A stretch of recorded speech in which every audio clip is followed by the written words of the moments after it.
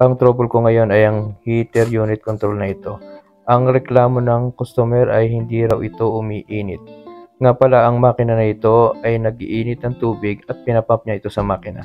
Una kong napansin ay ang level sensor error na ito. Kaya ang una ko munang tiningnan ay ang level sensor niya. Tiningnan ko na rin kung mayroon bang water fluid ang tangke. At saka ko ngayon tinanggal ang level sensor. Makikita nyo na ang level sensor ay napakadumi na at kailangan ng linisan. At pagkatapos na malinisan ito ay akin ang kinabit. Ngunit nung pag-testing ko ulit ay meron pa rin siyang error. Kaya tiningnan ko na ngayon ang kanyang float level relay at pinalitan ko ng bago.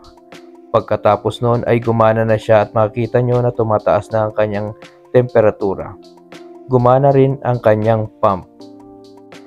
At unti-unti nang uminit hanggat umabot na sa tamang level ng kanyang temperature setting. At nung pag-testing namin sa makina, mapapansin nyo ay good running condition na siya. Yun lamang at maraming salamat.